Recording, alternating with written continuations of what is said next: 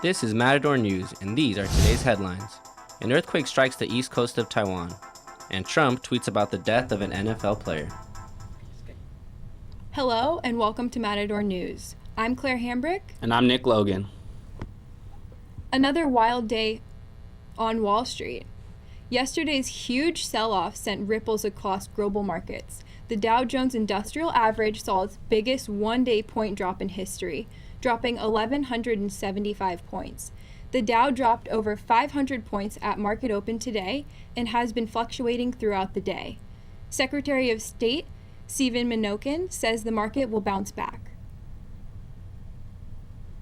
On the long-term economic growth, and we believe that the policies that we've enacted, including tax reform, are very positive for long-term economic growth. We're already beginning to see that in terms of corporate investments back into the United States and the impact on corporate earnings. The Dow Jones is up 395 points. The federal government is currently working on a stopgap funding bill to postpone the next shutdown, looming at the end of the week. The stopgap funding bill would keep the government funded until March 23rd. The current GOP version will also fund defense for a whole fiscal year, but Democrats say they want an increase in domestic spending. This bill would buy the government some time until longer budget solutions will be made. The House is anticipated to vote on their version of the bill later today. SpaceX hopes to achieve a successful test launch of its Falcon Heavy rocket today at Kennedy Space Center in Florida. So far, heavy winds at high altitudes are forcing engineers to postpone the launch. The rocket will be the most powerful rocket in operation in the world. Most test rockets carry a dummy payload, but Falcon Heavy will be carrying Elon Musk's Tesla Roadster. The launch is currently scheduled for about an hour from now. A new wave of airstrikes in Syria kills at least 25 civilians near the capital, Damascus. The United Nations called for an immediate ceasefire to allow time to deliver aid to civilians trapped in the war zones. These airstrikes have been noted as a humanitarian crisis as hospitals and residential buildings have been targeted. Human rights activists also say chemical warfare is suspected to have been used once again.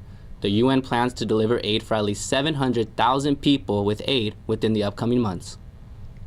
A new study shows Los Angeles is having the world's worst traffic congestion.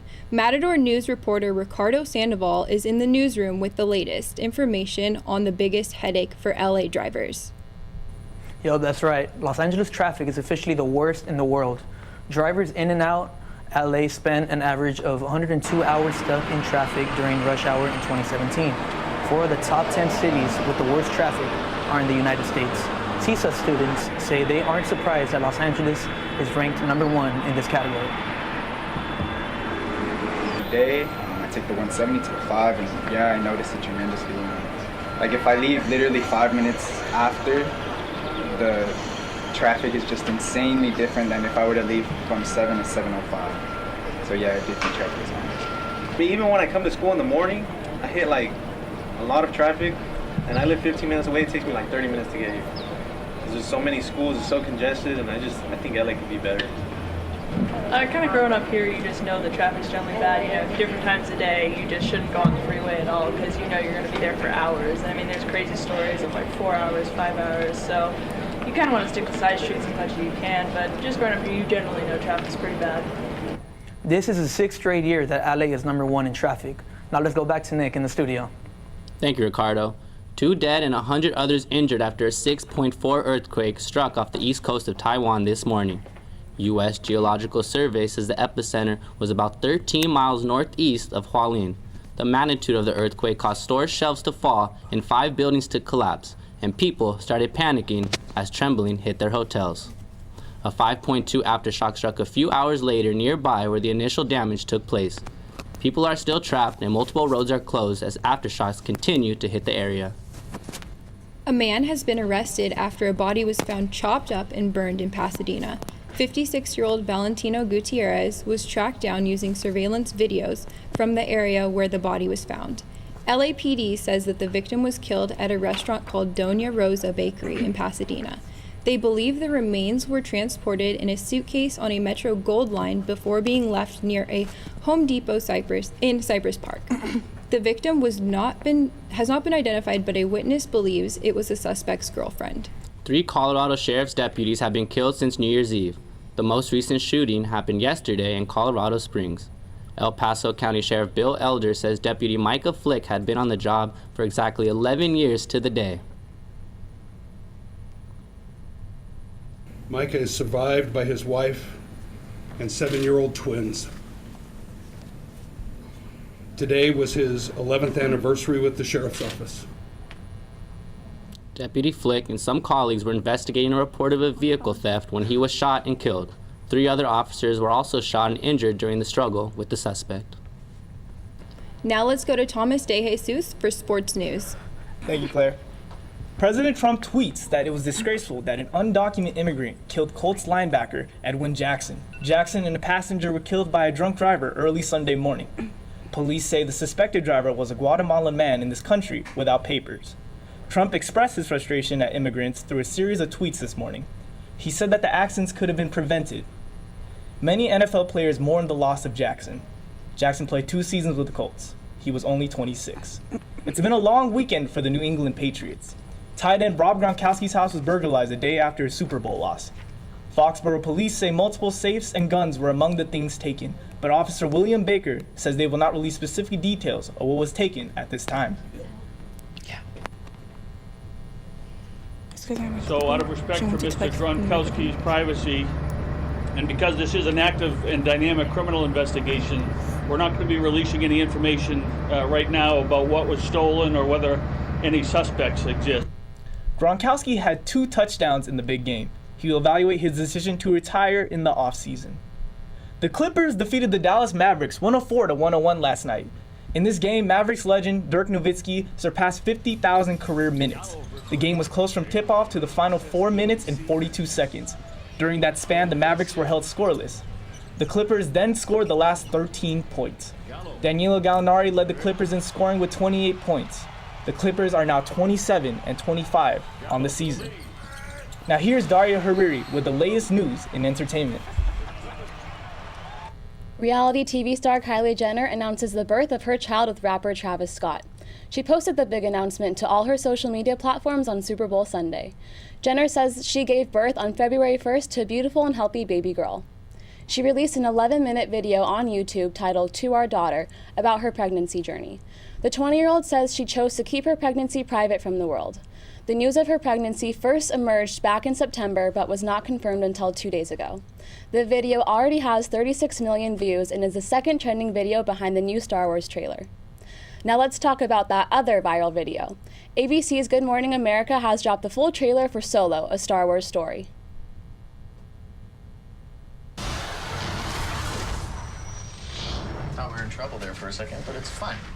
We're fine.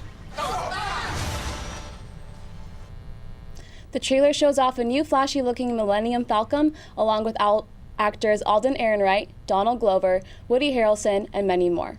Sources say the film had a rough production midway through shooting. The production company's president fired directors Christopher Miller and Phil Lord and replaced them with Apollo 13 director Ron Howard. The concept of the prequel leaves die-hard Star Wars fans with high expectations for the movie. The film hits theaters on May 25th. Back to you, Thomas. South Korean security guards are hospitalized due to neurovirus outbreak. Days before the Winter Olympics, 41 guards had to be replaced by 900 South Korean soldiers. The South Korean Olympics Committee says military personnel will be responsible for security checks until conditions are under control. Buses will be disinfected and health officials are testing food and water sources for any other indications of the neurovirus. Cigarette smokers and alcohol drinkers should lay off drinking hot tea. New studies say drinking tea, too, can lead to esophageal cancer. It is the 8th most fatal form of cancer in the world. The International Agency for Research on Cancer says an estimated 400,000 people die every year. Here's Matador News reporter Lauren Cienfuegos in the newsroom. Flu season is here and many people are trying to find the most effective ways to fight it. CSUN Public Health Professor Cathy Rusch gives us her take on over-the-counter medications versus natural remedies. There's a lot of over-the-counter opportunities to purchase or utilize, and I think it is dependent on the individual as well. You know, what their environment is, what their, natural hand washing regimen is. So both. I would say I support both. Other ways to prevent spreading the flu are by using hand sanitizer, and according to an article in LA Times, taking apple cider vinegar with honey is one of the many natural remedies to get you through this flu season. Back to Darya with the latest news in business. Amazon is now worth more than Microsoft for the first time. Amazon's market value soared over $685 billion, making it the biggest company in the state of Washington and the third largest in America. Microsoft, on the other hand, is currently worth $684 billion. Amazon founder Jeff Bezos is on his way to the trillion-dollar level, a level which no company has done before in the U.S. According to Forbes, Bezos is now worth $116 billion, which is $25 billion more than Microsoft co-founder Bill Gates. Americans are quitting their jobs at the fastest pace in 17 years. Americans quitting usually is a good sign for the economy. Experts say most leave their jobs when they already have a higher paying job lined up. This means that employers are offering larger salaries to lure potential workers. The Labor Department says the number of job openings is lower than it's been in 7 months, but is still higher than last year. The decline in job openings could slow hiring processes down for the next few months. Now let's go back to Nick with more news and weather. A new pizzeria in Highland Park is changing how pizza will be enjoyed by many hungry customers of Los Angeles.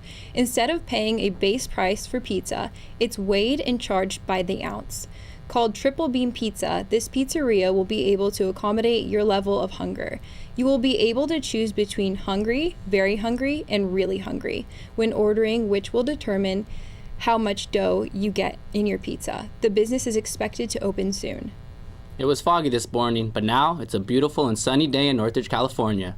The high temperature for today will expect it to reach 80 degrees, while the low temperature will reach 56 degrees tonight.